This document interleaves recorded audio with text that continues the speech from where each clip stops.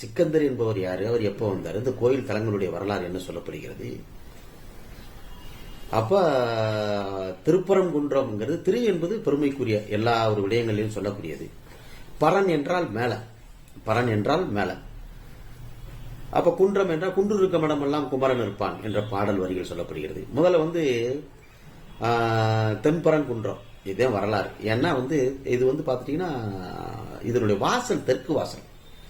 ஏன் முதல் படை வீடு, அதுலயும் இந்த முதல் படை வீடுல ஏன் தெற்கு வாசல் இருக்கு அப்படின்னு பார்த்தீங்கன்னா, இது தென்னவனை போற்றக்கூடியது. முருகன் ஒரு பாண்டிய மன்னன், ஒரு பாண்டிய பேரரசன்.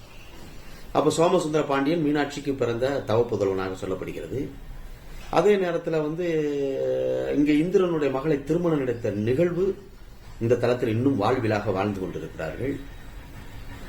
அப்ப இந்த இடத்துல தென்னவன் அந்த தெற்கு வாசல் என்பது குமரிக்கண்டத்தினுடைய எச்சம். அந்த